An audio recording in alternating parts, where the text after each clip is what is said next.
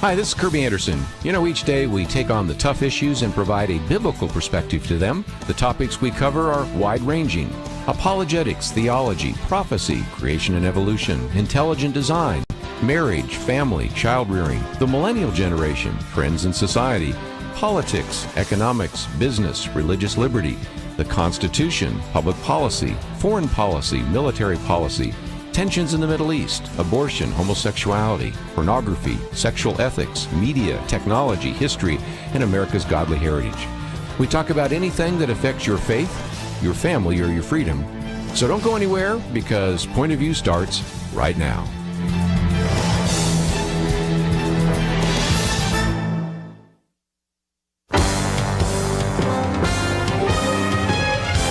Across America, live. This is Point of View.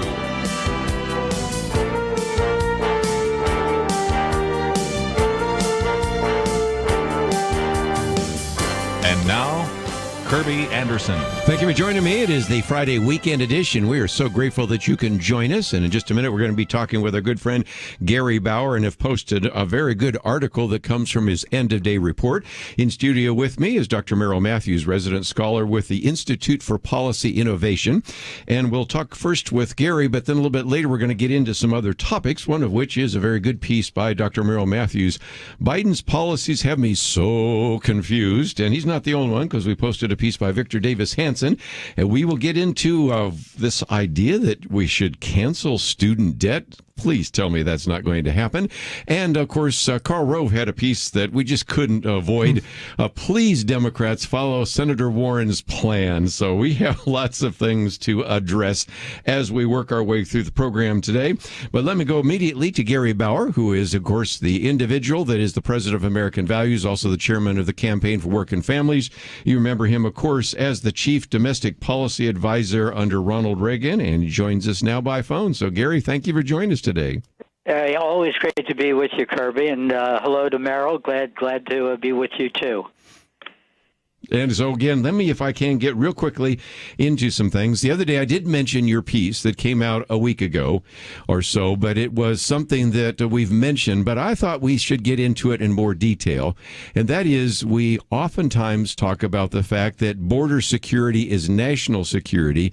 We talk about the kind of individuals crossing the border. We'll get to that in just a minute. But one of the ones that we have begun to talk about because of you is this issue of fentanyl, that it is the leading cause of death. I looked up some of the figures. 100,000 overdose deaths. 60% of all the overdose deaths are due to fentanyl. And, of course, it is the leading cause of death for men between ages 18 and 45. But one part of your piece is the fact that communist China is sending the chemicals to the cartels to make fentanyl in the first place. Tell us what you found out. Well, that's right, Kerby. A number of people have written about this, but even witnesses, people that work in the Biden administration and various agencies that deal with the drug issue and so forth, have testified before Congress in just the last couple of weeks about what the cycle is, how the drug originates, how often the chemicals for it are sent by interest in China to Mexico, where then it's produced into fentanyl and then comes across the border with everything else that's pouring across the border. So, the media and the Biden administration likes or wants to try to keep the conversation at the border, a conversation about people that are hurting and they're fleeing persecution or they're looking for a better life and so forth. I have answers to all those things, which is there's a process, there's a legal definition of how you can seek freedom in America and what has to be happening to you before you can fit under those criteria. But that whole debate leaves out what else is crossing the border, and that includes criminals, terrorists, human traffickers, and drugs and other contraband. And in this case, it really struck me as being relevant because there's a big controversy going on, as I'm sure your listeners know, about whether Putin and Russia may have used some chemical weapons in Ukraine. I don't believe So far, the evidence says they have, but there's a deep fear that they will use chemical weapons in Ukraine, and if they do that, that would be a line that the United States would have to respond to. But the fact is, chemical weapons in the form of fentanyl are being used against American young people right now in the United States. It's being done by an avowed adversary of the United States, Communist China, and by groups in Mexico like the gangs and the other organizations that ought to be declared terrorist organizations. And quite frankly, virtually no one in government is lifting a finger to do one thing about it. Let me just mention, some of you might say, wait a minute, I've got to read this for myself. So we have posted what is called China's Chemical Warfare. It is the Peace with American Values. We actually link you to the website. You can read it on Gary Bauer's website, because in the upper left-hand corner, there's a button that says Contribute. And we're also going to encourage you, if you've been learning some things today from Gary Bauer, to support him. We've had, of course, a wonderful Truth Team Week a couple of weeks ago, and so now I want to turn the tables and encourage you to support him. But again, it's back to this question, as you raise, just imagine if terrorists or some enemy of the United States ever found a way to weaponize fentanyl, or have they?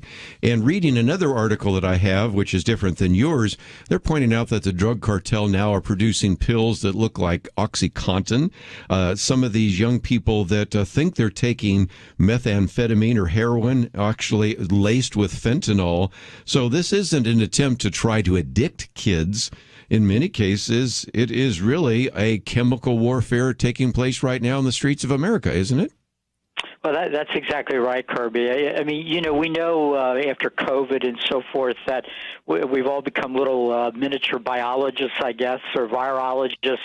I remember reading articles that says, the average virus doesn't want to kill its host, because that destroys the chances for that virus to continue to live. Well, drug dealers don't want to kill the people that are hooked on drugs. They want that person to come back time and time and time again as a regular customer. But fentanyl, in the doses that are being distributed in the United States, almost always kills.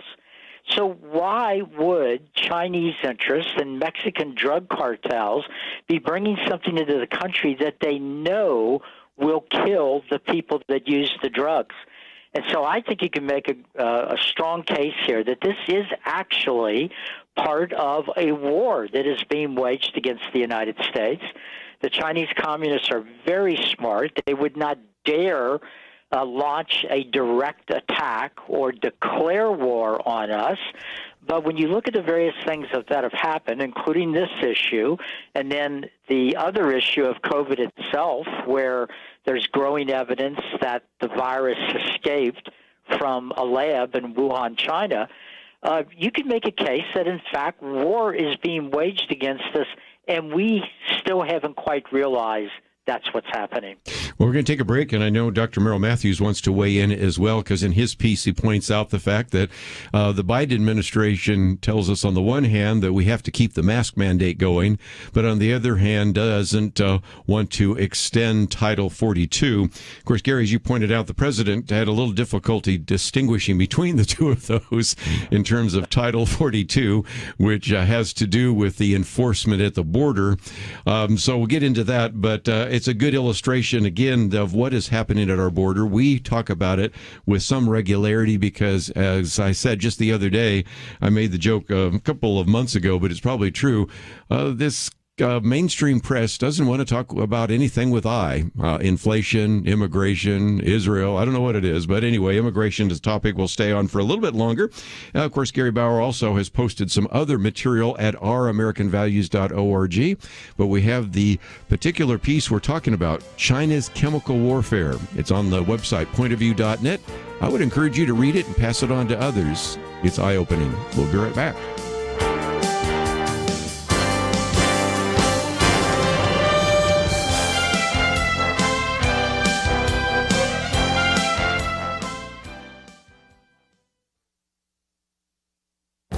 This is Viewpoints with Kerby Anderson. Today is Earth Day, which is a day set aside to focus on our environmental challenges. Unfortunately, the environmental movement has a problem. Years of telling all of us that we are headed for an environmental apocalypse have affected the public's perception. Climate activists used to say their biggest challenge was climate denialism. Now many are talking about climate doomism. It's a feeling, especially among young people, that there is nothing they can do to save the environment. Why bother if we're all doomed? It has manifested itself with all sorts of young people publicly announcing they're not going to have any children because of climate change. A month ago, I talked about the book by the skeptical environmentalist Bjorn Lomborg. In his book, False Alarm, he laments that on the one hand, we have an abundance of environmental information that will help us deal with future challenges. But on the other hand, he says the rhetoric that comes from the commentators and the media has become increasingly irrational. Doomism has become such a problem that even some of the environmental activists who have been making some of these irrational statements are starting to tone down their rhetoric. They're even challenging some of the most extreme statements. One of the scientists they have been battling is a retired University of Arizona ecologist who has been one of the leaders of the doom movement. He reminds us that all species will go extinct and humans are destined for the same fate. He predicts that humanity will go extinct in 2026, though he's also mentioned 2030 as an extinction date. Today on Earth Day, we will hear lots of extreme environmental rhetoric. It's encouraging that some of the environmental activists are starting to realize they've gone too far and promoted doomism among the young. I'm Kerby Anderson, and that's my point of view.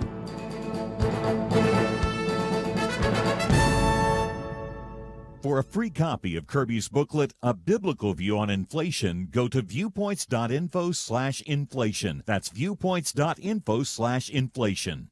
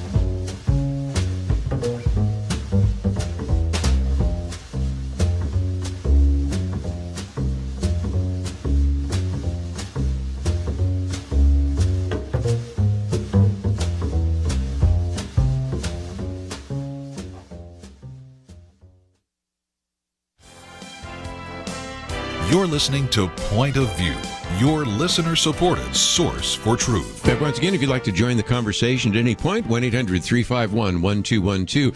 Of course, it is Weekend Edition, and in studio with me, Dr. Merrill Matthews, and with us by phone for a little bit longer, Gary Bauer. We have a link to China's Chemical Warfare. It is a piece that's at ouramericanvalues.org, and we would encourage you to read that. Also, click on that button and help them out by supporting them. But Dr. Matthews, looks like this whole issue of Title 42 surfaced as well, didn't it? Title 42 has surfaced, and apparently, from what I read today, the administration is deciding it's going to go ahead with taking Title 42 off and going back to the pre-Title 42. And as you know, Kerby, there's been some discussion over the past several weeks with a number of Democrats, especially those that are not quite as progressive as others, saying, I really think we ought to keep that Title 42 provision in place for right now, and apparently the administration is going to go forward. Gary, what do you think is going to happen to the administration with this? Because the surge is already beginning. I think March had the highest number of people crossing the border in decades, and the waves are preparing, because with the end of Title 42, they'll just, I think, flood the border. Well, it sure seems like that's what's going to happen. It's a volatile situation. It's been very hard to predict, other than the overall point, which is if you remove all the safeguards to our border and you stop the building of the barrier, the wall at the border, and then you repeal all the things that the Trump-Pence administration did to control the traffic at the border, you predictably will get what we've got now, which are numbers that have gotten so large, I quite frankly, I'm not even sure they register anymore with the American people. Was it Stalin or somebody who said, if you kill one person, it's a tragedy, it's outrageous, but if millions are killed, it's just a statistic. It doesn't mean anything. Well, we literally have millions of people crossing our border and then being transported all over the country. It's almost like the Biden administration is acting as the travel agency for the drug cartels. They bring the people to the border, and we distribute them. And here's the confusing part about this is that we've had the discussion this week about the mask mandate on public transportation in airports and so forth. A federal judge in Florida said the administration, I think, the CDC violated the Administrative Procedures Act. They essentially, it wasn't a ruling on the merits of it. It was they were not doing the procedures correctly in implementing this. And so he struck that down. The administration said was caught off guard, apparently, but now they're deciding they're going to the Justice Department's going to sue and see if they can't get that back. So I can't sit next to an American sitting next to me on a plane who's likely vaccinated and so forth, but I can't even go to an airport where I might be 50 or 75 feet from people. I have to wear a mask from the administration. But we can bring all these people across the border who we have no information about whatsoever, whether they're vaccinated, where they're from, and so forth. This just seems bizarre. Well, it does. There are a lot of indications that the president is having some problems with mental fitness. He refuses to take a cognitive test, and he often seems confused about policies of his own administration. Well, so are we. I mean, millions of the American people look at things coming out of the White House sometimes in the same day, and the statements and assertions will contradict each other. So the administration is disorganized. They don't coordinate. They haven't got control of any particular message. And the president is confused about the policies of his own administration. And, of course, this is all happening at a time when we're involved indirectly in a conflict between Ukraine and Russia, which could easily end up going out of control and ending up in a major war. So there's certainly a time for the American people to pray for our country, but it's also a time where I think responsible people in the Democrat Party and in the president's own family need to step up and take action so we can be assured that the president's mental capacities are up to the job he has at this very dangerous time. Let me just mention that, of course, we've posted one of your end-of-day reports, but the one that came out yesterday, of course, has a whole section there about chaos on Capitol Hill. And in just a few minutes, we'll be talking with Dr. Merrill Matthews about his piece that was posted, Biden's Policies Have Me So Confused. But at the risk of using some of the statistics in that piece, because like you said, sometimes our eyes glaze over, you give us some numbers that over the past 10 years, 250,000 illegal aliens, that's 250,000 illegal aliens, were charged with more than 416,000 crimes. Now, again, sometimes those are numbers, but imagine the largest football stadium in the country, and you would need 2.5 of those to even talk about the number. And when you talk about almost 500,000 crimes, which include 800 murders, 11,000 sexual offenses, and on and on and on, you're just reminding us that, sure, we can say that there are people at the border that want just a better life, but unfortunately there are a good number of individuals at the border who are criminals. And didn't you also service the other day the fact that a good number of them are on the terror watch list? Well, that's right, Kerby. We had been hearing a figure that maybe 21, 22 people were on that list. Now we're hearing, because of another Freedom of Information request, that it was at least 40, somewhere between 40 and 45 people that were on the list. And, of course, those are just the ones we apprehended. You know, there's lots of videos of people crossing the border, and they don't try to run away. They want to be taken by the Border Patrol because they know once the Border Patrol takes them, under the Biden administration rules, they'll be processed and eventually they'll be released for a future trial date. But there are hundreds of thousands of people that are crossing the border who don't turn themselves in. They're referred to as runners, and there are estimates that that number might be somewhere between 600 and 800,000 since the beginning of the Biden administration. So how many of those people have criminal records or records that relate to terrorism? This is a national disaster of just unbelievable magnitude.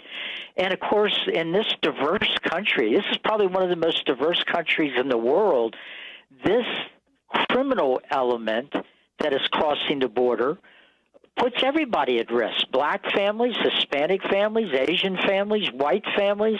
I bring that up because, the other side sometimes suggests that if we're for border security and actually having a border, we must be closet racist. Well, that's outrageous and disgusting. People of all backgrounds, Americans who are working hard to pay their bills, do their jobs, provide for their families, don't want to be responsible for millions of people every year who come here and then access all of our public welfare programs. Might just mention we've got a number of people that have called in and want to talk about fentanyl, and so after we let Gary go, we'll take some of those phone calls because a number of you have some expertise there, so we will depend on that. But Gary, just before I let you go, I have wanted to feature what you are doing there at American Values, and we have posted not only your article on China's chemical warfare, but under your picture, a link where, again, people can subscribe to your end-of-day report. And I just mentioned the one yesterday that has some of those facts and figures. But as people go to that website, I would encourage them to sign up, but also to contribute to you, because after all, you're kind of our eyes and ears out there in Washington, D.C. Well, Kerby, that's really great of you to do that. Every time I'm on your fantastic show, we see the uptick in people signing up for the end of day. It means a great deal to me. And, of course, as I said a few weeks back, you're one of the most important shows in America. I can't even imagine how many Americans get information from you and your guests that they can't get anywhere else. So I continue to tell my supporters to help me by supporting Point of View. Well, again, we appreciate you being on. And again, the articles that we've mentioned are on the website at pointofview.net. And again, you can go to Our American Values to find them as well. Gary, thank you so very much. And have a great weekend, even in the midst of everything we're talking about.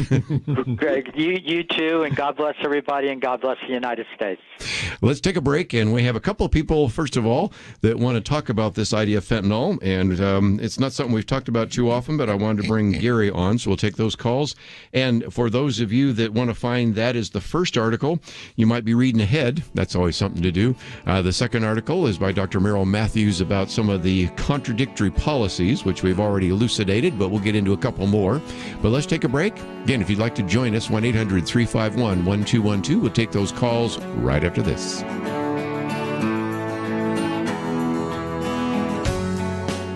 We live in a digital generation.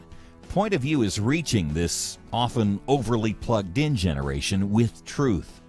You can keep up with us 24 hours a day using your phone, your tablet, your laptop, or your desktop. Search for the Point of View radio talk show on Facebook, where you can keep up with today's issues, learn about current and upcoming guests by liking us on Facebook. Also, follow us on Twitter. Our handle is @PointOfViewRTS. That stands for Point of View Radio Talk Show. Learn, interact, make a difference with Point of View using new media. And here's one way you can make a big difference. Help us increase our reach by spreading the word among your friends. Share a Facebook post. Tag us in a tweet. With enough joining us to plant seeds, we'll see a tremendous harvest. Come on, it only takes a minute. Search for Point of View Radio Talk Show on Facebook, @Point of View RTS on Twitter, and subscribe to the Point of View Radio Talk Show channel on YouTube. Learn, interact, share. The Point of View Radio Talk Show. Point of View will continue after this.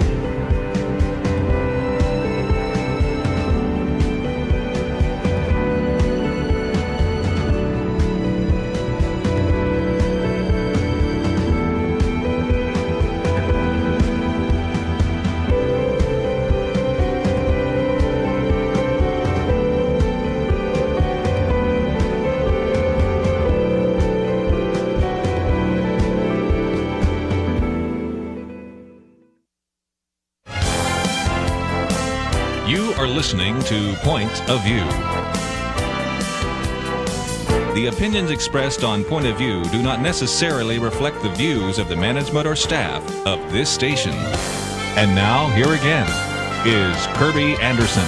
Weekend edition. Dr. Merrill Matthews in studio with us, and we've had Gary Bauer with us. We talked about fentanyl, and that generated a number of phone calls, so I wanted to work our way through those fairly quickly, see if we can have you add to our understanding of this issue. So we'll head out, first of all, to California.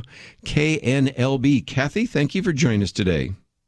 Yes, I was reading on the Life site news that I get in my email from the Catholic Point of View on abortion and stuff, and they were saying that pot now for younger kids is also being laced with pot, and yet you have the government trying to or have legalized pot, and that would seem like that would encourage more usage. And then what's the demographic of young kids from elementary to college that smoke pot, and then they get a hold of fentanyl in it, and pot's 3 times the level of what it was back in the, I guess, 60s and 70s. Yes.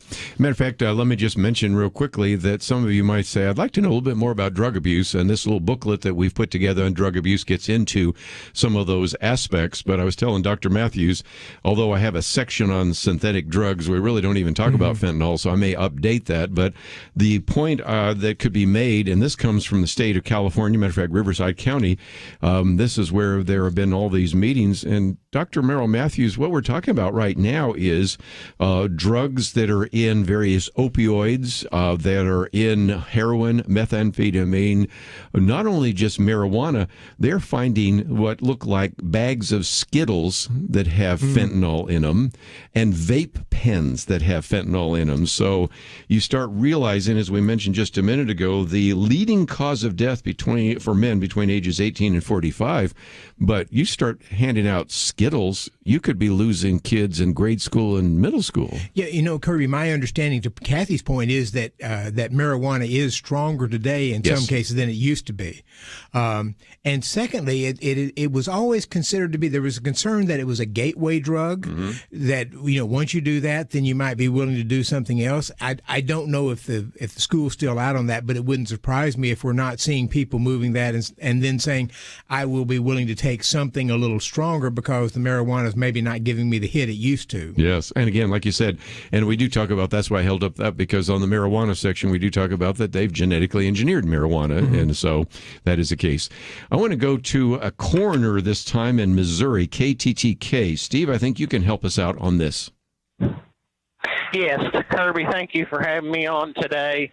I've got an EMS background. I'm also a coroner here in the state of Missouri. And anytime that we have a overdose with fentanyl, it's kind of a triad of drugs we're seeing on that results. We're not only seeing fentanyl, but we're seeing methamphetamine, and we're also seeing marijuana on those. So there's always almost 95+% when you see fentanyl, you're seeing those other 2 drugs associated with that. And I know the gentleman you had on earlier was talking about the drug dealers don't want to kill, the people that are using. But the problem is when they're cutting these and they're doing these, they're not in a lab. They're doing them in their house. They're doing them in their car or wherever they manage to be doing them. And it's not a controlled situation, and not wanting to be crude, but they're not the smartest ones in the bunch. Nope. And fentanyl is 10 times more potent than morphine.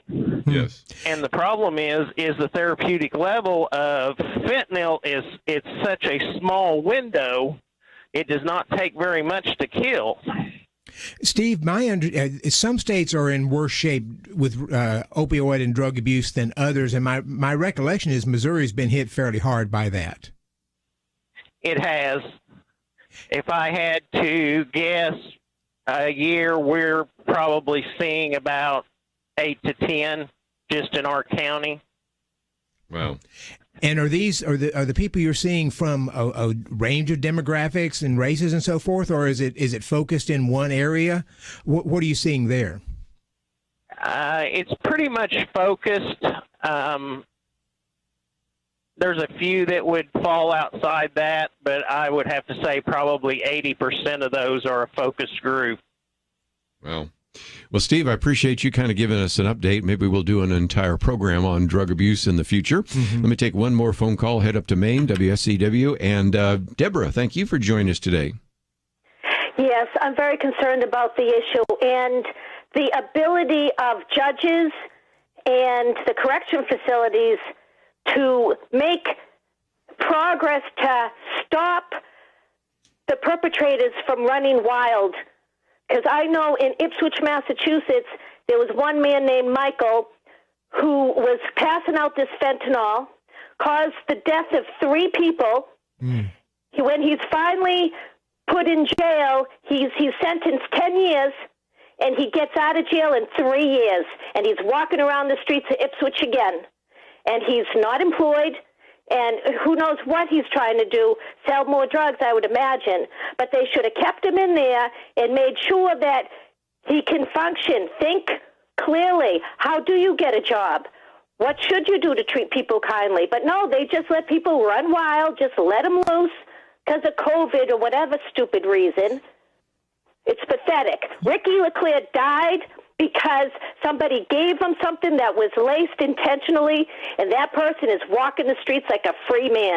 That's America for you. You know, Deborah, freedom in America. I'm disgusted with the lawyers, with the judges, the whole system. There's been a bail reform movement in a number of states around the country, and I think a lot of people get out fairly quickly or don't go into jail at all, and some of these are guilty of some pretty heinous crimes, and part of this is drug distribution and selling and drug trafficking. You know, we've talked about before that when people say crime doesn't pay, of course, one of your colleagues did the calculations, and of course that's dependent on whether or not you can catch the individual, and then whether or not you can sentence the individual and convict the individual, and then whether they stay in.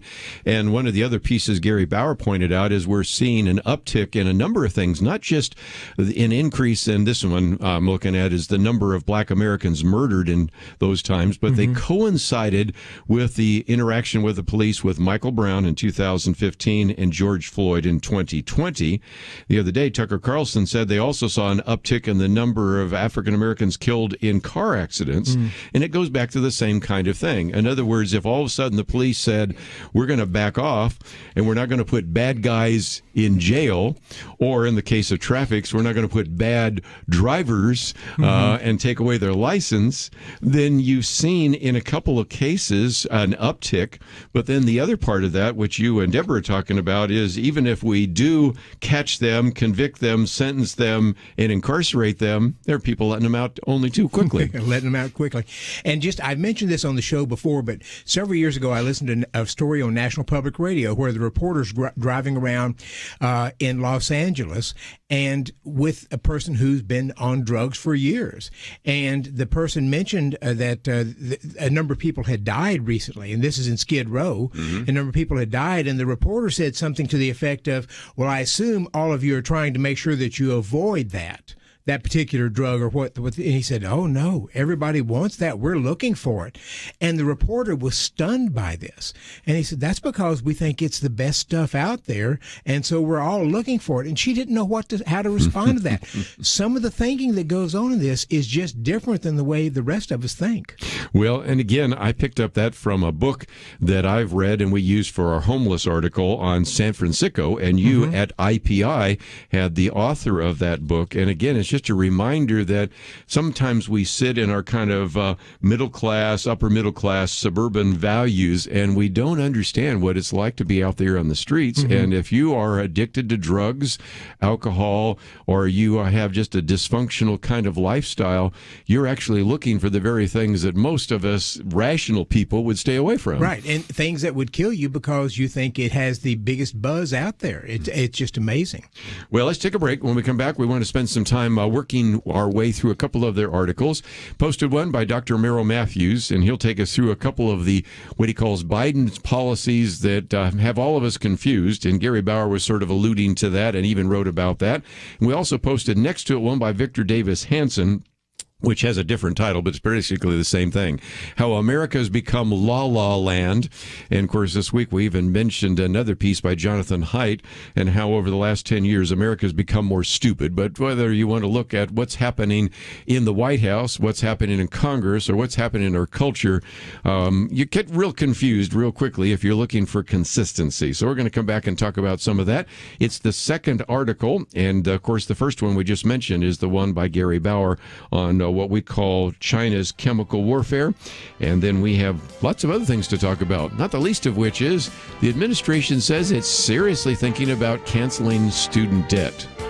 Oh, my goodness. We'll talk about that right after this.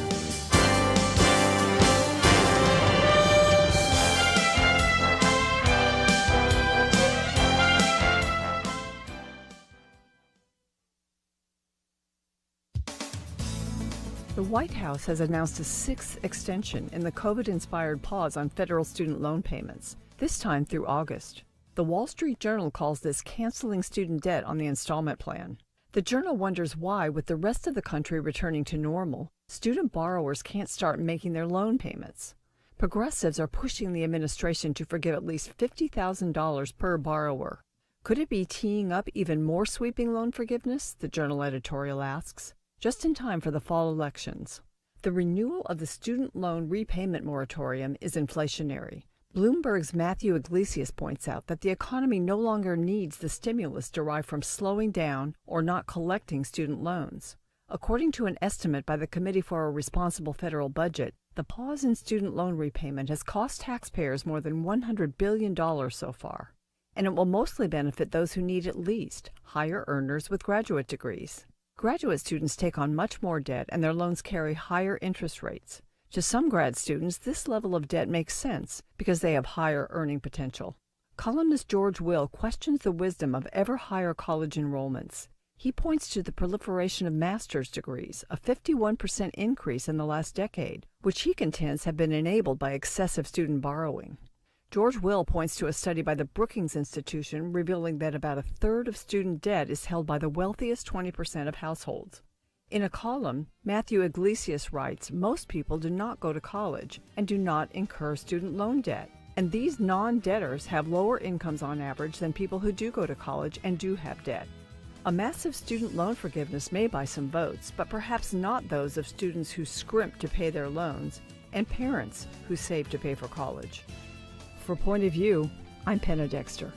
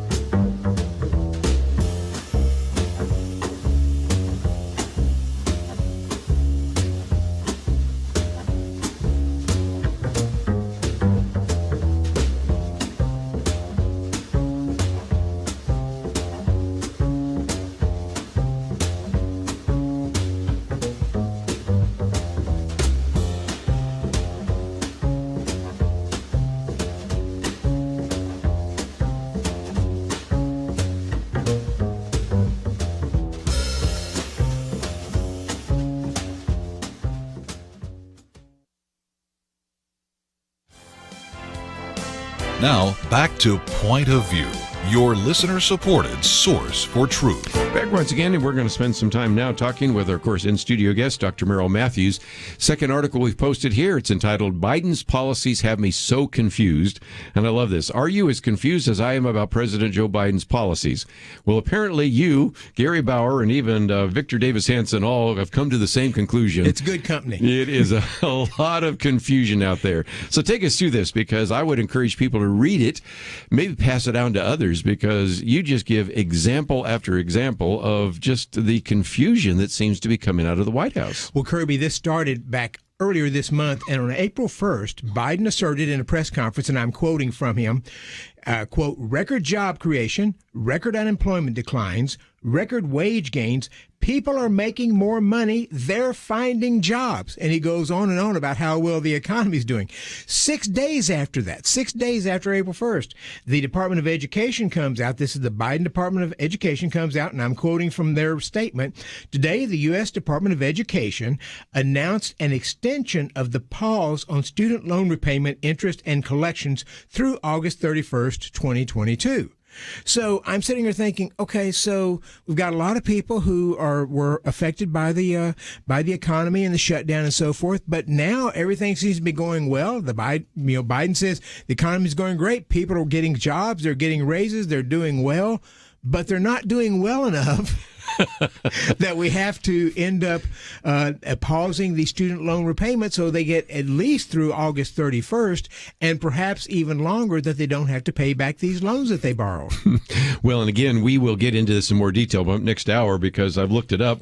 Of those individuals that actually have a college degree, the unemployment rate 2%. So again, it's not like they don't have a job, okay? But that's the first one, and it's enough to cause your head to tilt. But you've got a couple more, and one of those has to do with the Centers for Disease Control and Prevention. Right. Of course, we've had this discussion for the past week or so about the mask mandates on airplanes, public transportation, and so forth.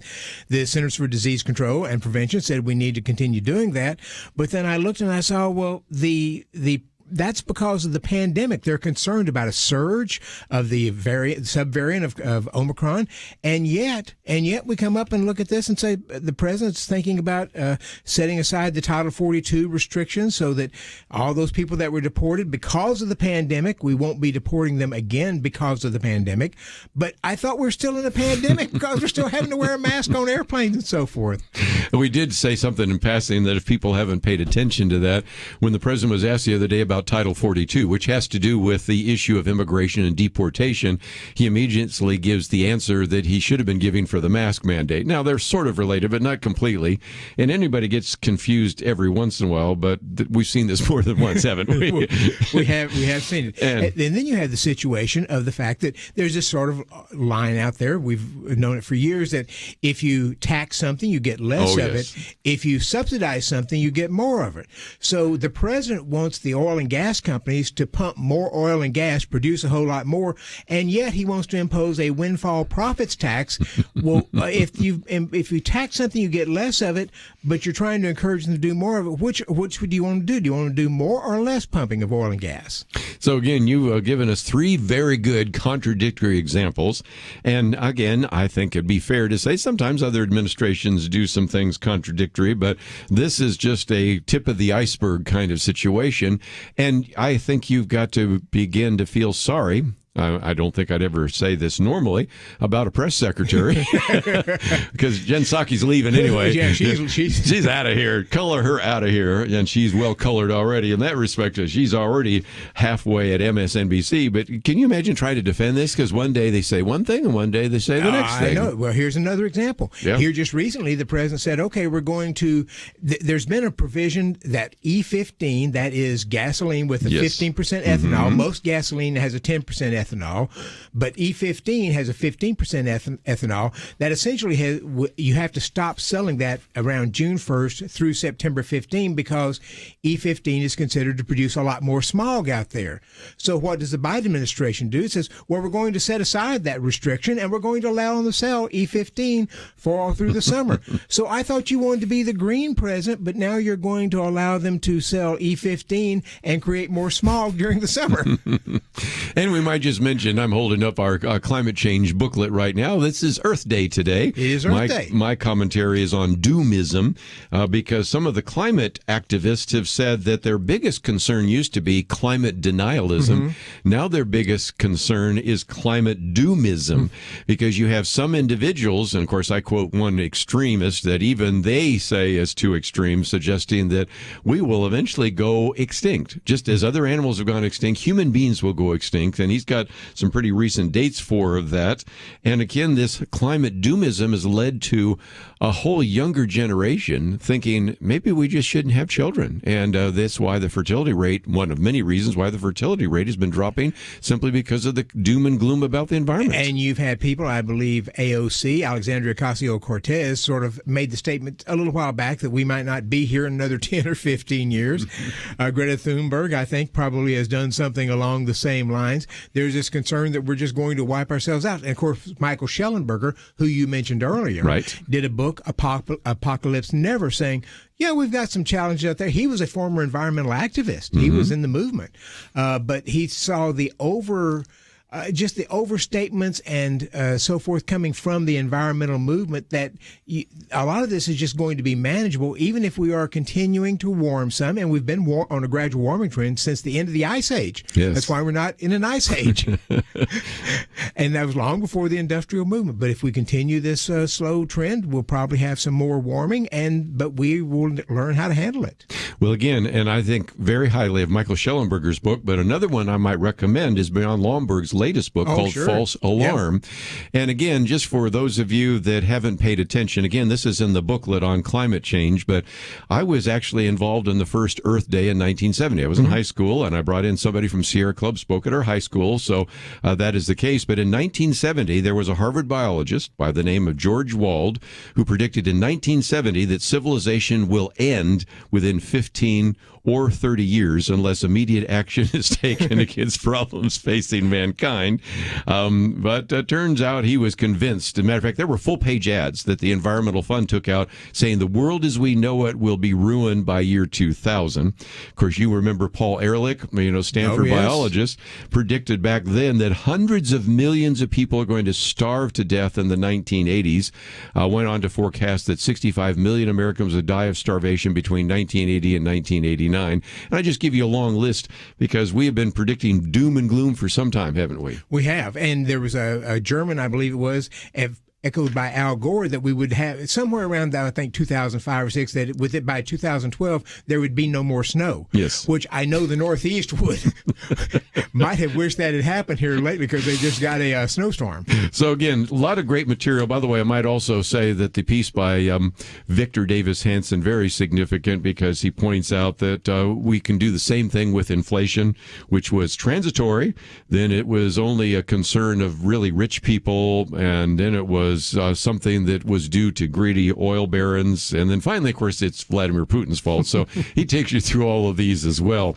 So these two articles, I put them back to back, but especially Dr. Merrill Matthews. And if you say yourself, I'd like to know a little bit more about this idea of energy and the Green New Deal and all the rest, that's why we have a link to his website, ipi.org. You've been our expert over the years on healthcare policy, but you've also become the expert on energy and the environment. So you will find some great material there. And just as I encourage you to support Gary Bauer, I hope you'll also think about supporting the Institute for Policy Innovation. Let's come back and talk about whether or not we should cancel student debt. Does that make any sense at all? Of course it doesn't, but we'll get into that and a couple other issues we'll put on the table.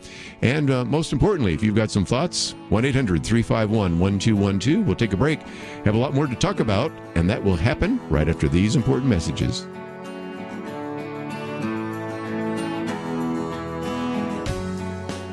Having civil conversations about important issues seems to be harder and harder.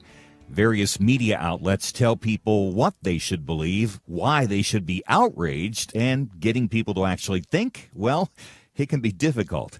Whether it's the gospel, tax issues, social policy, or just about anything else, you need to have solid information and clear thinking to address the hard issues. You need God's truth applied.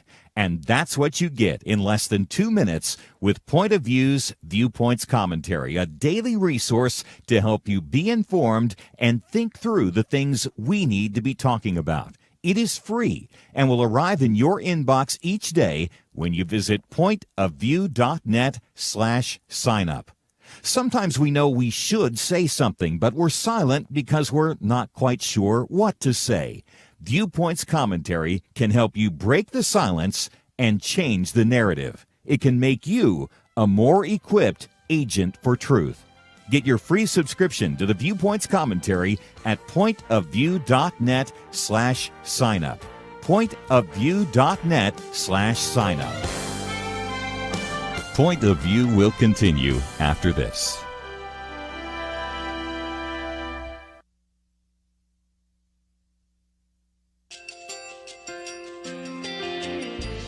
I just want to thank you so much for all the wonderful programming you have. You're just absolutely fantastic. I recently started listening to Point of View, and I really found it interesting because of the different subjects you cover. Thank you for that. I really appreciate everything that you do in keeping us informed. Thank you, Kerby, for everything that you have been doing. I appreciate all the work that you're doing, advocating for the Word of God. Thank you so much. Point of View, I think, is absolutely necessary because it's a Christian perspective, a biblical worldview perspective, and receive very current, up-to-date information about what is really going on, week to week in our culture, which is changing so rapidly, and yet it's morally sliding backwards. Yeah, I'm just, first of all, I thank you guys. Y'all's program is wonderful, and enjoy it every day. I learn so much every time I listen to it. Point of View Radio Talk Show.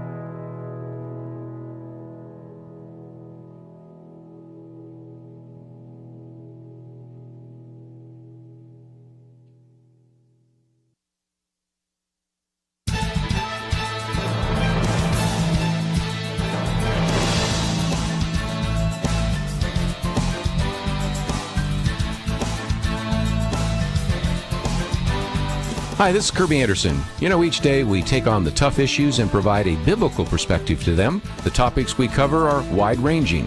Apologetics, theology, prophecy, creation and evolution, intelligent design, marriage, family, child-rearing, the millennial generation, trends in society, politics, economics, business, religious liberty, the Constitution, public policy, foreign policy, military policy, tensions in the Middle East, abortion, homosexuality, pornography, sexual ethics, media, technology, history, and America's godly heritage. We talk about anything that affects your faith, your family, or your freedom.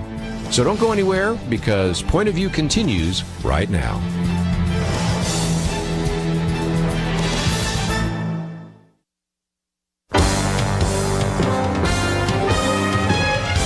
Across America, live. This is Point of View.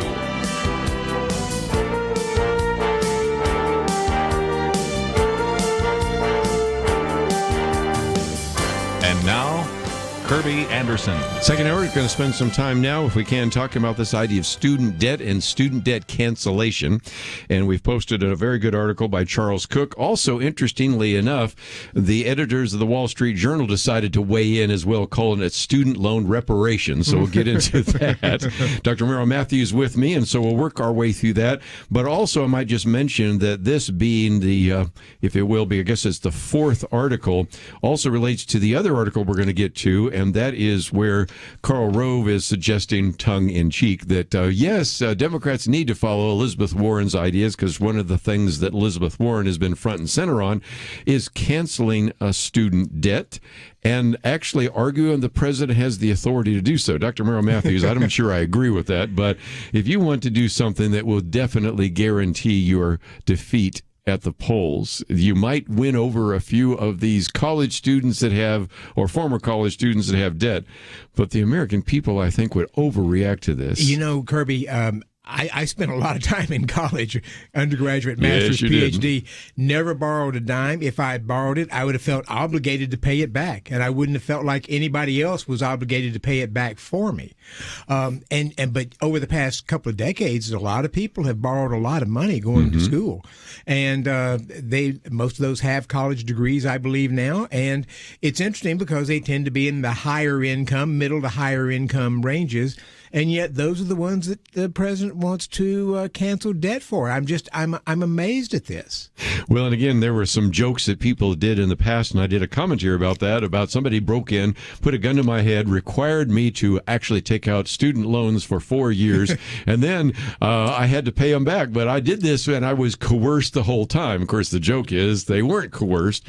Charles Cook puts it this way, though. The other day, the White House Press Secretary, Jen Psaki, here we go again, she's on one of the podcasts and said the Biden administration tends to make a decision about canceling student debt, which kind of set Charlie Cook off, like thinking about this is something you should kill immediately. And nevertheless, it's not some kind of incidental issue, because, as he says, were the White House to follow through with it, it would represent one of the greatest political mistakes in modern American history. It would enrage most of the country, further damage our separation of powers, help to entrench our two-tiered approach to education, create an extraordinary moral hazard, considerably increase our national debt, and exacerbate the inflationary pressures that are already destroying Biden's presidency. But other than that... and of course, we're not sure exactly what he's thinking about doing, because I think he had campaigned on canceling a certain percentage of it. I can't remember if it's 10,000 or 50,000, but there was a figure there. But he's getting pushed by the progressives to cancel even a higher number, or to just completely cancel all of the student debt.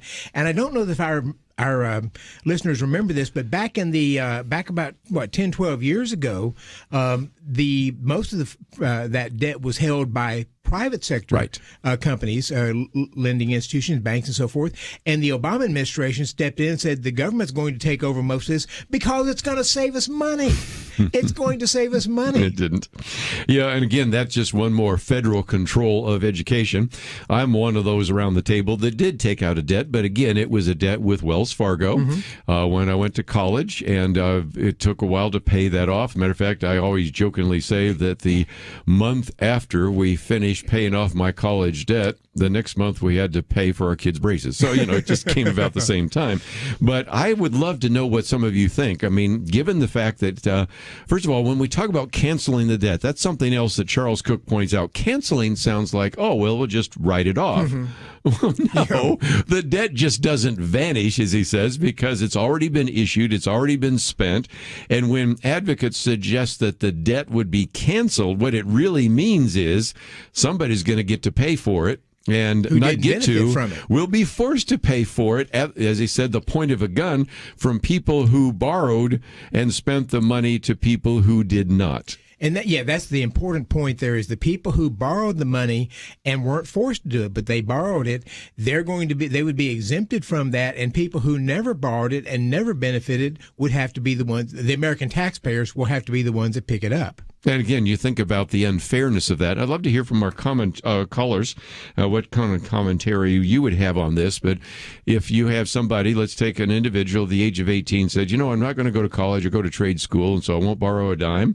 And as a result, I have to pay for that. Or somebody like yourself went to college, master's degree, got your doctorate, and never had to borrow a penny. You get to pay for that. And that I didn't borrow fair. A penny because I went to the less expensive schools. That's another issue. Let's talk about that. If I'd gone to Harvard or Yale, I would have had to borrow money. I didn't. I went to Texas State schools. So I was, and then Southwestern Baptist Theological Seminary, and it was subsidized by the Baptist. So I honestly chose schools that were more affordable that I could do without having to borrow the money. Yes, well, and that's what he means by this two-tier approach, because having gone to a couple of those schools that are considered Ivy League schools, you would sit down with the financial aid office and you go, I don't want to endow a chair here at Yale. I just want to get a degree, which was a 2-year degree, and then Georgetown was the same kind of thing. But again, the bottom line is that these are individuals sometimes that are fairly affluent individuals who go to very prestigious schools. But then you have Alexandria Ocasio-Cortez. We talked about this last time we got into student loans, who complained that she had to pay off this loan, but then went out and bought a Tesla. So, I mean, where are some of the priorities in the midst of this? So we're going to obviously give you a chance to join the conversation, but some of you might say, yeah, but it's a poor environment right now to make money. Well, at present, and these are the numbers we have, college graduates have a 2% unemployment rate. That's pretty good. Okay, those with some college education but no degree have a 3% unemployment rate. And as, again, Charles Cook points out, were the Treasury to force taxpayers to pick up the tabs of the former group midstream, it would be engaged in a redistribution of wealth from the poor and middle class to the well-off and connected. And working. Yeah, and built on top of the outrageous and false premise that there's something intrinsically worthwhile about a person going to college. Because that's the other argument of Alexandria Ocasio-Cortez. We're providing benefits to society. Well, again, I think that the plumber that came to my house the other day provided more benefit than somebody who majored in, say, sociology at a university. Probably makes more. Yeah, well, that's true, too. Yeah. What's the favorite line of a sociology graduate? I wish I could make as much as a plumber. Yeah. Or you want fries with that, or all the other jokes. Anyway, calls coming in. So if you'd like to join us, that is the case. But you pointed out just in passing that they're already begun to do some of this, because about 8 million of the borrowers right now, which were paying, actually being able to pay some of this, they reduced some of their balances. So they've already kind of begun that process of actually trying to help some pay down the loan. But the decision supposedly is coming down by the end of August as to whether or not this administration would say, well, we're not just going to help them pay down the loan, we will just forgive all of it. Well, so love to get your thoughts. 1-800-351-1212 leads naturally into what Elizabeth Warren has been talking about. So that gets us into our next article by Karl Rove about what this next campaign is going to look like. Get into that right after this.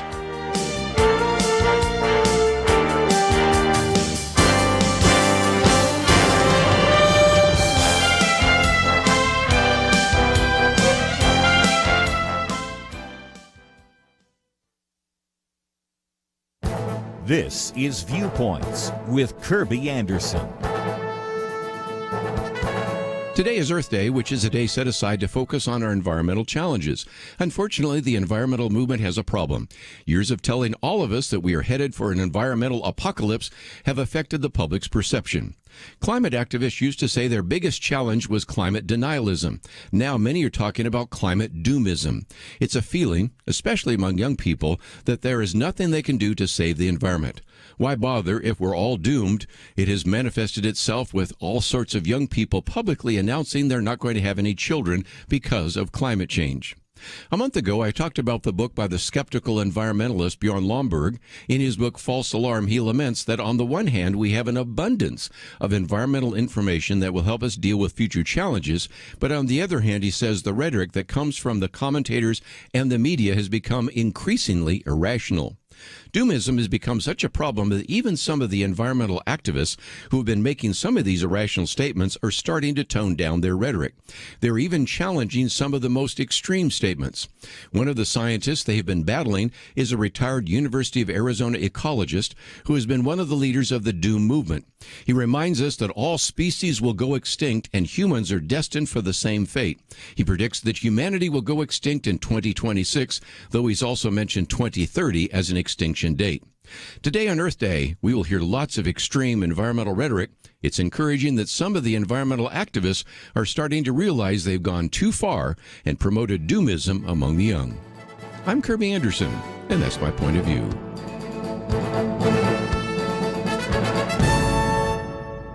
For a free copy of Kerby's booklet, A Biblical View on Inflation, go to viewpoints.info/inflation. That's viewpoints.info/inflation.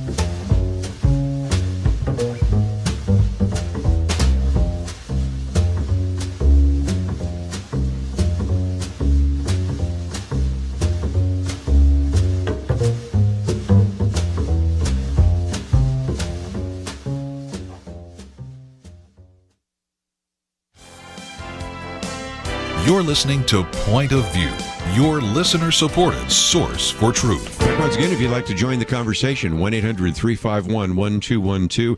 And in case you think this is just one issue, and I might just mention it's the fourth article, the fifth article we've posted today by Karl Rove, and Dr. Merrill Matthews, he's having a little bit of fun here, because he says, I hereby repudiate last week's column, because it's when he was actually suggesting that if Democrats even want to have a chance in November, they might want to localize the contest. And then he heard Senator Elizabeth Warren from Massachusetts suggest, no, we need to convince voters we need meaningful change.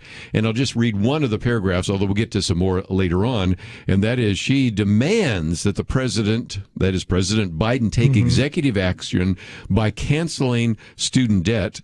And first of all, I love Karl Rove. I was under the impression that erasing any of the $1.75 trillion owed the U.S. Treasury would legally require legislative action. But Senator Warren asserted us that an action by the president could take entirely on his own, and that doesn't even touch, as he said, the giant gift to some college grads will fly with anyone else. And so there are just a few people that are saying, wait a minute, I worked really hard to get myself through college without having to pay for those loans, or I worked and then worked years after to pay off those loans, or worked to, as you and I can both talk about, the fact that we worked real hard to be able to help our kids get to college. And that strikes us as a little bit on the unfair side. And that $1.7 trillion, that's nearly as much as the American Rescue Plan was. Oh, here we go again. As a matter of fact, I've got something coming out, and I had on my little booklet on debt, I should hold that one up, estimated student loan was at $1.5 trillion, but now it's apparently at $1.75 trillion because some people haven't paid their loans. Right. And so the interest still keeps accruing. and that interest, I think, costs us about $2 billion a month. Right. So we're losing money even as we're moving along here. It's just unbelievable. Okay, some of you would like to talk about that. No surprise. So let's first of all head out to Georgia on the Good News Network. And Cameron, you are on the air. Hey, I really appreciate what you guys do. God bless you. When I heard you guys talking about what the president wants to do or thinks he can do, it's just frustrating for people who have worked hard and gone to college and maybe have taken some loans out for other people who don't want to pay. It's just really for me, it's a problem. I've got two children that are, one of them just graduated a couple years ago. She's an RN. She makes great money and she owes just a little bit. And it's just, we're paying it back. She has the ability to pay. Some of these kids getting out of college now are making great salaries. Of course they are. Yes, they are. Yeah. As President Biden said on April the 1st, a lot of people are getting jobs making good money these days. And if you are a college graduate, unemployment is like 2%. And again, I'd say some of that 2% are people that are still looking, or maybe you just enjoyed the fact that they could take some time off. But this is a good job market right now for a lot of young people that have a very good degree. So, Cameron, you've raised the issue. I'm going to keep moving my way through a couple other callers because we have quite a number that would like to address that issue. I'll stay in the state of Georgia for just a minute. Angie, what would you like to add to our conversation? Hi, yes, sir. When it came time to go to college for me and my son, we both went to a community college, but he wanted to be an architect. We could not afford the tuition, even with a loan. That was so out of our means. So he settled for something else. And I'm just offended that the people who could afford to go, they're going to wipe their debt away, and I'm going to get to pay part of it when I could pay for my own son to go. And again, the word that they use is cancel, right? Because it just sounds like, okay, I'll forgive the debt, but no, somebody's got to pay for that. I mean, that's so. Right. It's just so again, they don't just wipe it away, they don't just cancel it, they just transfer the debt obligation from the people that actually voluntarily went to college, took out those loans without a gun to their head, and now actually say you have to pay for it and put a gun to your head. That just doesn't seem fair to me. On the other hand, it doesn't seem fair to me either. The Biden administration might say, what's another $1.7 trillion? Yeah, that's a sad commentary there, isn't it? Let's take another phone call real quickly. And we've been in Georgia. Let's go to the other side of the country. We'll go to California this time. Sandra, thank you for joining us today. Hi, I went to community college, and I paid my tuition and bought my books as I went. And there is no excuse other people can't work and do that, too.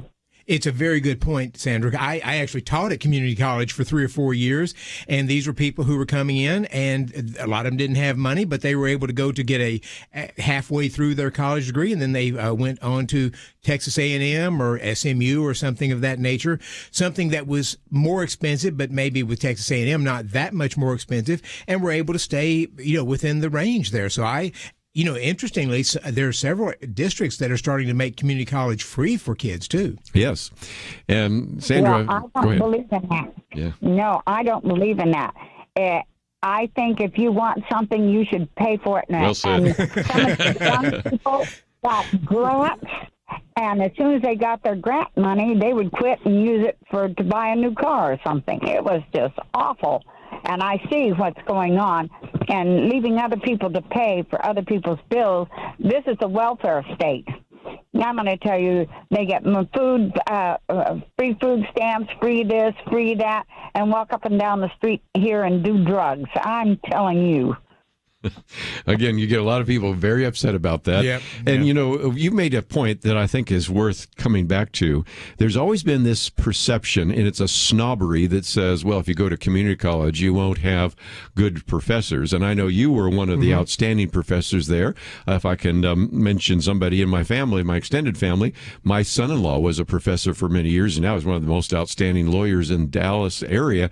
You have individuals that are very gifted, and frankly, sometimes when you go to a smaller college or community college, you get face-to-face with the professors. You go to some of these major institutions and universities, you get a TA or a graduate student teaching there. So again, there you can actually get a really quality education there at a community college, can't you? And those who want to try, if they're not sure they want to go to college, I would suggest you try the community college because it costs less. It's a little more structured like your high school, so it's not quite the same as the standard college.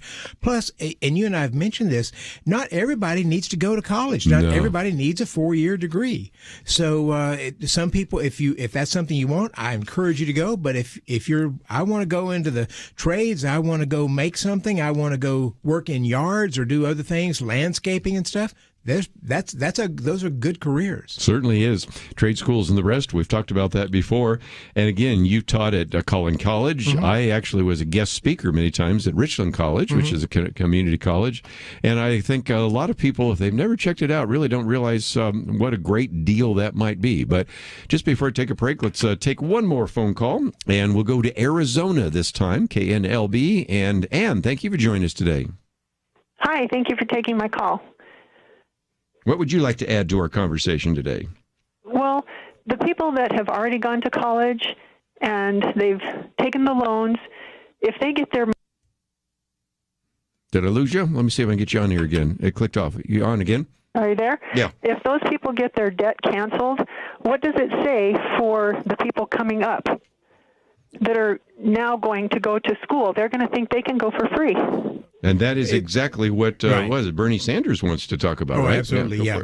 So I think you're absolutely right, and you sort of create the expectation now that if they've wiped out that, if they've canceled or wiped out that debt or transferred it to taxpayers, let's say, then I should be able to go to the college and get the education free also, and.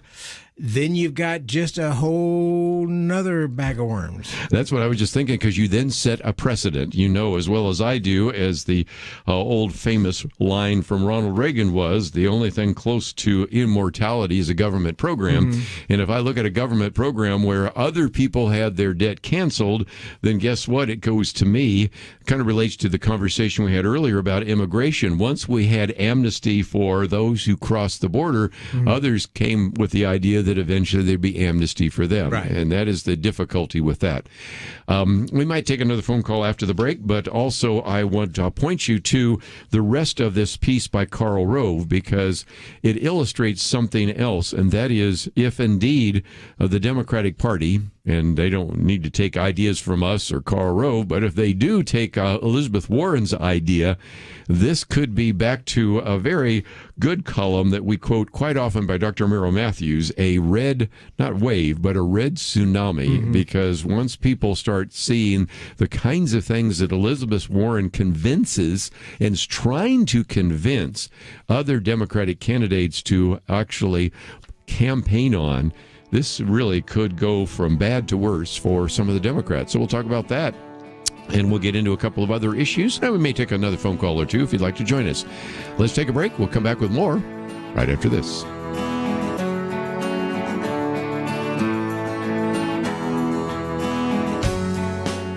We live in a digital generation.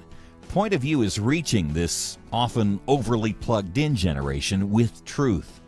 You can keep up with us 24 hours a day using your phone, your tablet, your laptop, or your desktop. Search for the Point of View Radio Talk Show on Facebook, where you can keep up with today's issues, learn about current and upcoming guests by liking us on Facebook. Also, follow us on Twitter. Our handle is @PointOfViewRTS. That stands for Point of View Radio Talk Show. Learn, interact, make a difference with Point of View using new media. And here's one way you can make a big difference. Help us increase our reach by spreading the word among your friends. Share a Facebook post. Tag us in a tweet. With enough joining us to plant seeds, we'll see a tremendous harvest. Come on, it only takes a minute. Search for Point of View Radio Talk Show on Facebook, at Point of View RTS on Twitter, and subscribe to the Point of View Radio Talk Show channel on YouTube. Learn, interact, share. The Point of View Radio Talk Show. Point of View will continue after this.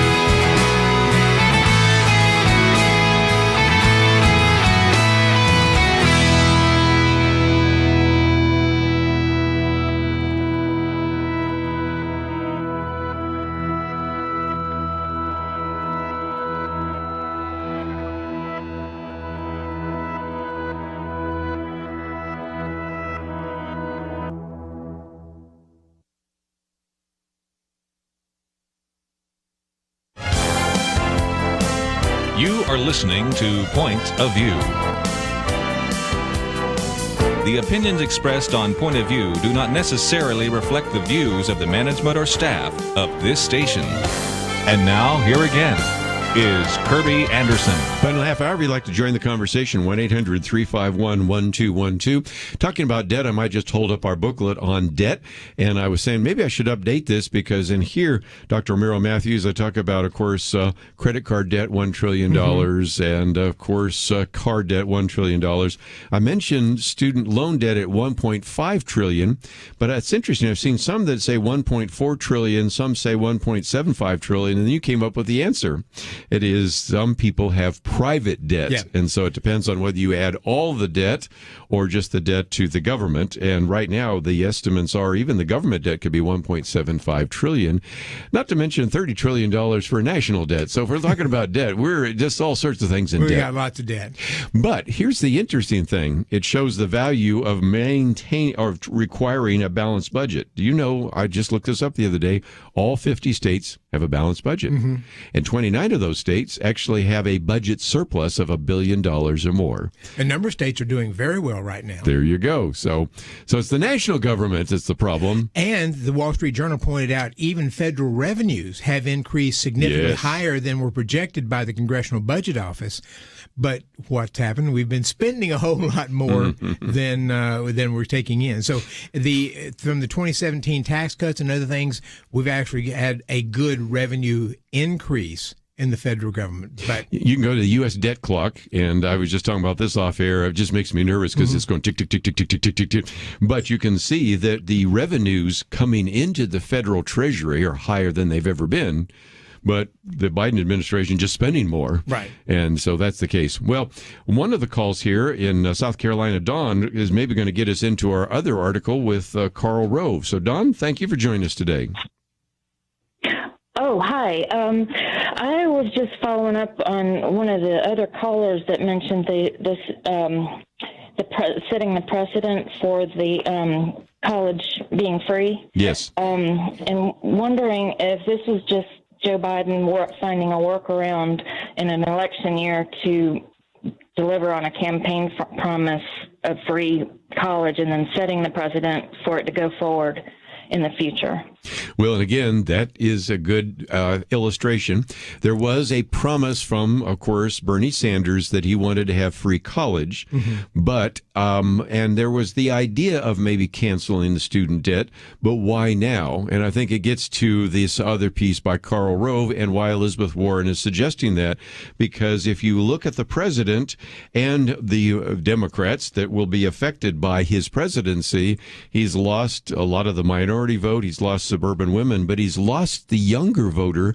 Maybe there's a belief that if we actually cancel student loan debt, some of those individuals that are pretty apathetic about Joe Biden will vote for some of the individuals that are Democrats that would help him push through his programs in the next year. And Dawn, I don't think it was an accident that he set the extension to August 31st, because that puts it 2 months out.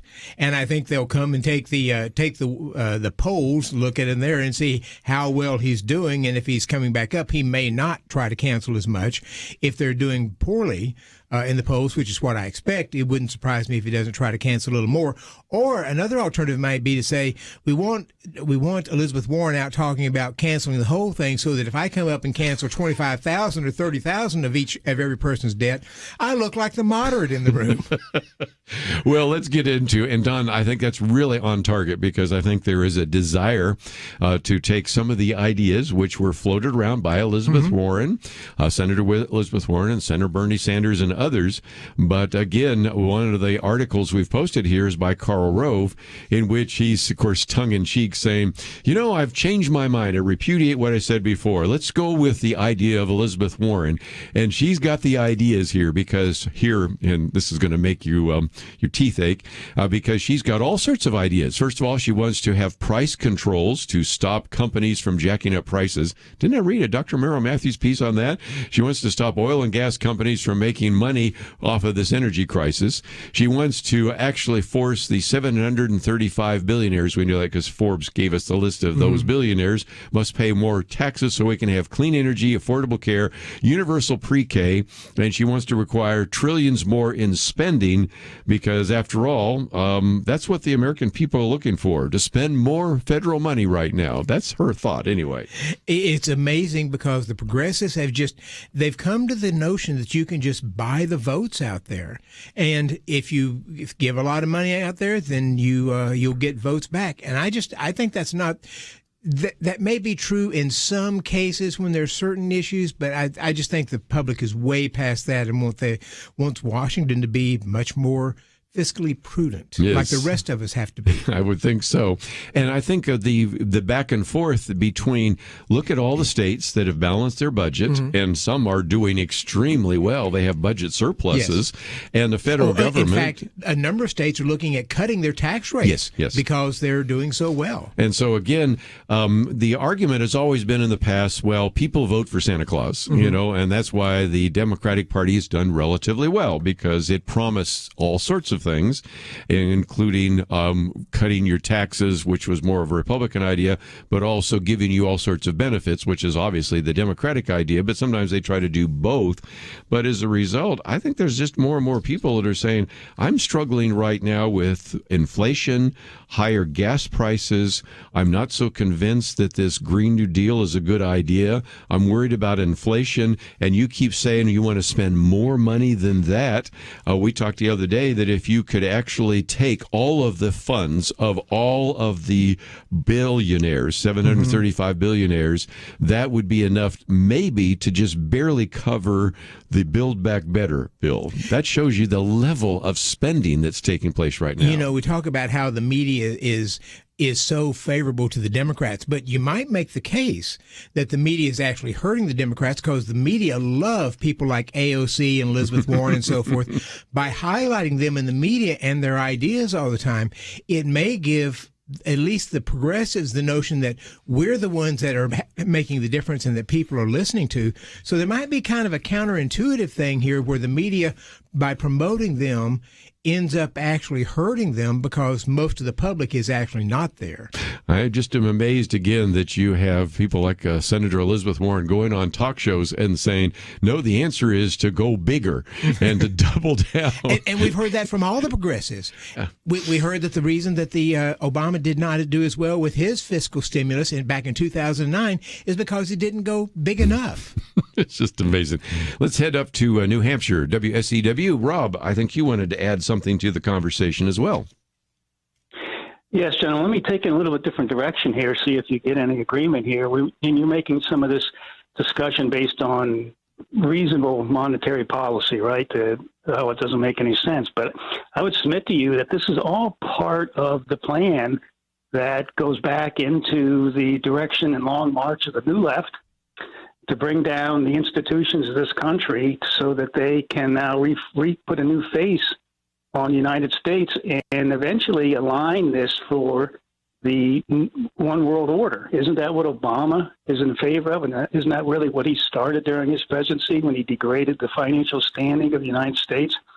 So I suggest that this is all part of that approach. And it's hard to assimilate us into a new world order if we're a dominant superpower and have that kind of financial standing and military standing in the world. So that's my suggestion of where this is really headed, and it's intentional. It's not as harebrained as maybe as it sounds. Well, I certainly agree with you that a lot of these progressives have a new vision of America in their mind, and they want to take us there. And it gets us towards that new world order. To what extent it's planned or structured, I don't have a good feel for that. But I do think Rob is correct that they have a new vision that they want to get us to. It's very much of a socialist vision where the federal government plays a major role in all our lives, and these progressives are actually in charge of all those agencies and the government. Might just mention, too, the most recent one that I just sent out is on the Great Reset, because some, at least the World Economic Forum, want to do that for sure. Antonio Gramsci was talking about that, the long march through the cultural issues.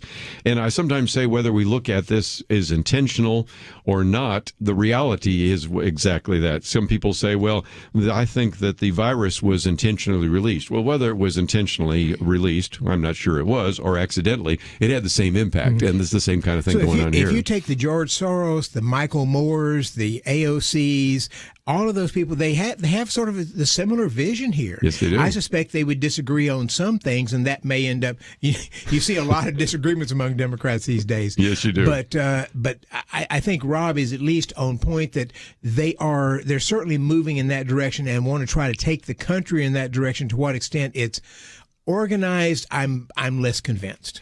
Let's, if we can, take a break. And we've talked about what this campaign is going to look like. And so many of you are actually in states where you have midterm elections coming up very soon. But also, in addition to immigration and inflation and everything else, crime. And Dr. Merrill Matthews has written about that. We'll talk about that, how that might be a campaign issue as well, right after this.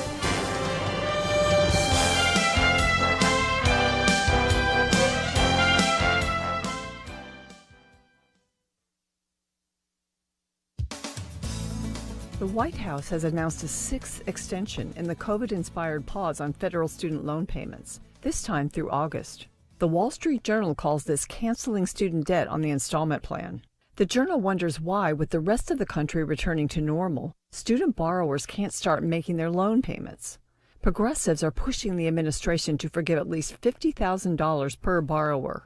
Could it be teeing up even more sweeping loan forgiveness, the Journal editorial asks, just in time for the fall elections? The renewal of the student loan repayment moratorium is inflationary. Bloomberg's Matthew Iglesias points out that the economy no longer needs the stimulus derived from slowing down or not collecting student loans. According to an estimate by the Committee for a Responsible Federal Budget, the pause in student loan repayment has cost taxpayers more than $100 billion so far, and it will mostly benefit those who need it least, higher earners with graduate degrees. Graduate students take on much more debt, and their loans carry higher interest rates. To some grad students, this level of debt makes sense because they have higher earning potential. Columnist George Will questions the wisdom of ever higher college enrollments. He points to the proliferation of master's degrees, a 51% increase in the last decade, which he contends have been enabled by excessive student borrowing. George Will points to a study by the Brookings Institution revealing that about a third of student debt is held by the wealthiest 20% of households. In a column, Matthew Iglesias writes, most people do not go to college and do not incur student loan debt, and these non-debtors have lower incomes on average than people who do go to college and do have debt. A massive student loan forgiveness may buy some votes, but perhaps not those of students who scrimp to pay their loans and parents who save to pay for college. For Point of View, I'm Penna Dexter.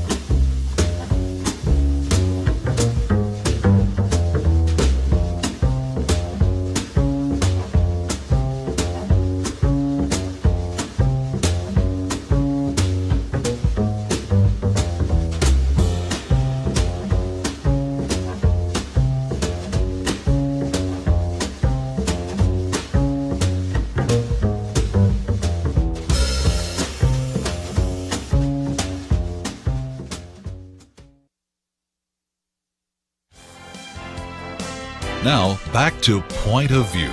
your listener-supported source for truth. Back in a few more minutes. And again, if you'd like to join us, 1-800-351-1212. But we may just want to step back and look at the primaries taking place. Many of the places, Dr. Merrill Matthews, where we broadcast are actually going to have primaries in May and June. Of course, you live and I live in Texas. That's already taking place. Some of our friends in North Carolina just had a special election, but now we're in primary season. But also, some of this may not surface till November. But we've talked about immigration and inflation. We've talked about canceling student debt. But you also have a very good piece at IPI.org. Can Democrats avoid a 2020 death wish by getting tough on crime?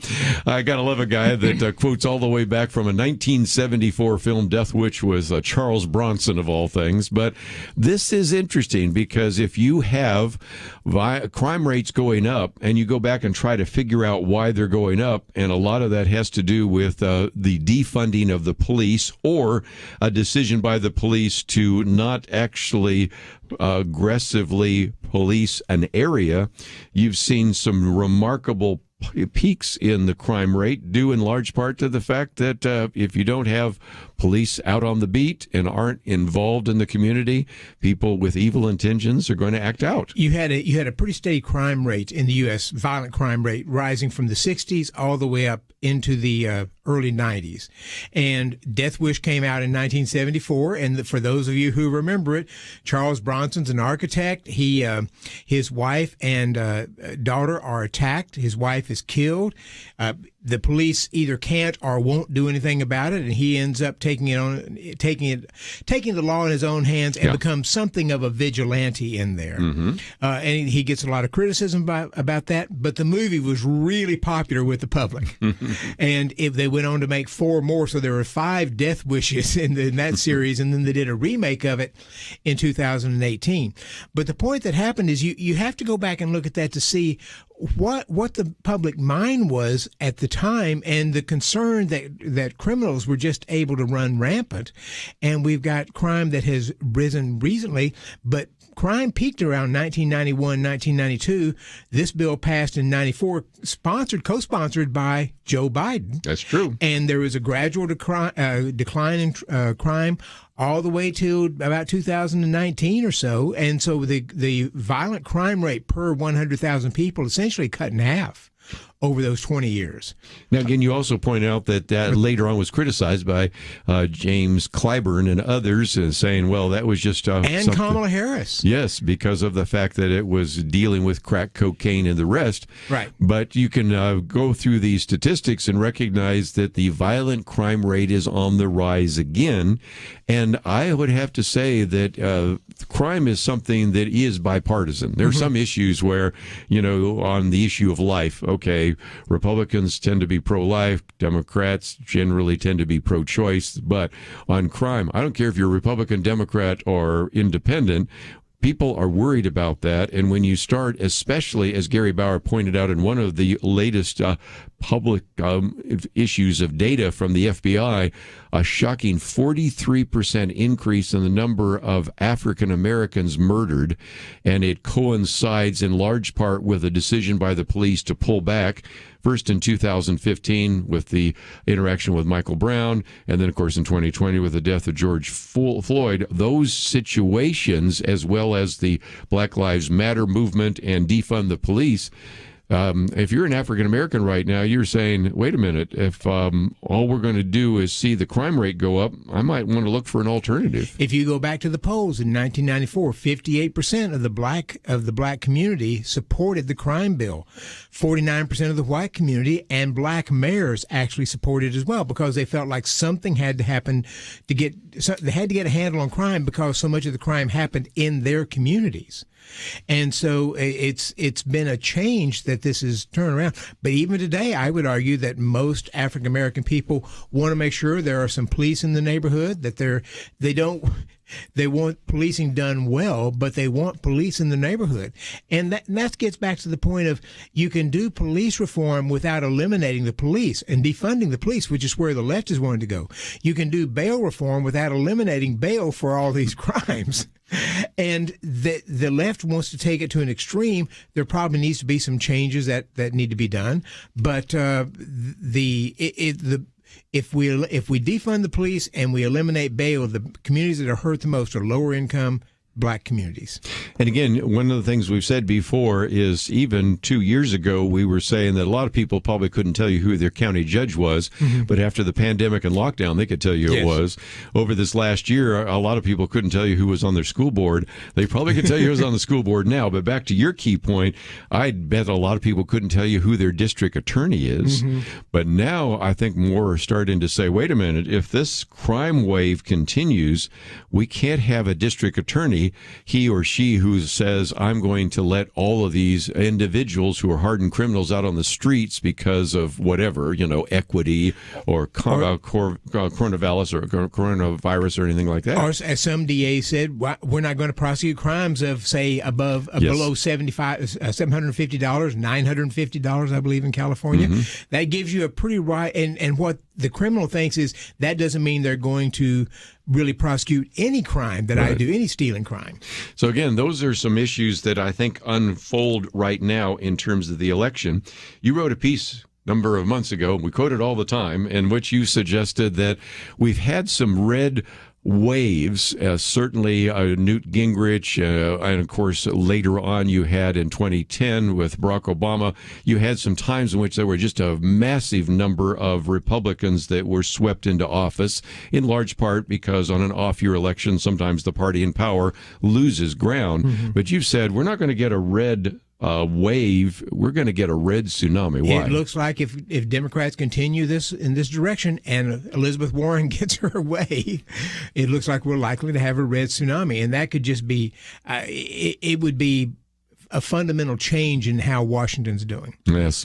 I did post an article about Disney, and we will probably get to that next week because there's some interesting things that have unfolded there, but it does indeed appear that there will be a change in the kind of government structure that Disney World has.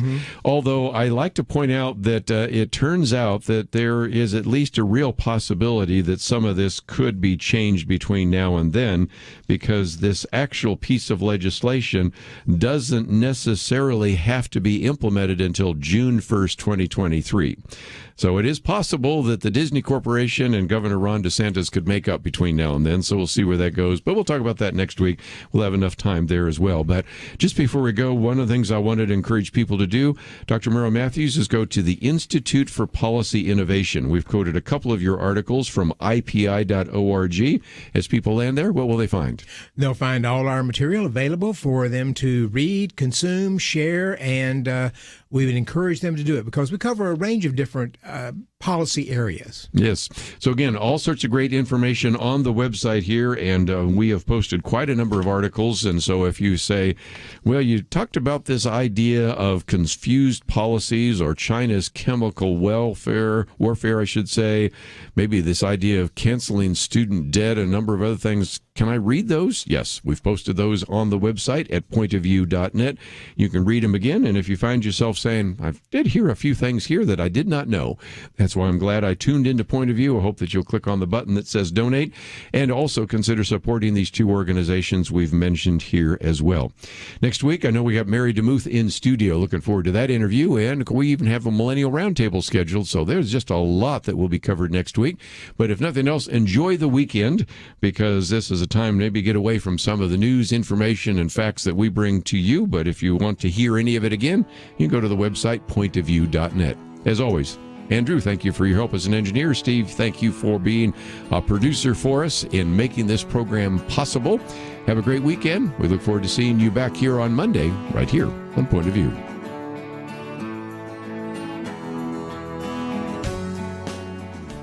How has Point of View shaped your point of view? For the last half-century, Point of View has brought light to the culture thanks to the partnership of listeners and supporters like you. That's right, it's been 50 years. To celebrate our 50-year anniversary, Point of View wants to hear from you. Has Point of View ever inspired you to take action? Do you feel your faith and Christian worldview have been strengthened by the program? If so, share your story with us. Email it to story@pointofview.net or call 800-347-5151. Point of View would be nothing without you. You are Point of View's legacy. Don't let that legacy be forgotten. Share your story today. Tell the next generation how Point of View impacted your life. Your testimony could even be featured on the program. Again, share it to story@pointofview.net or call 800-347-5151. Story@pointofview.net and 800-347-5151. Point of View will continue after this.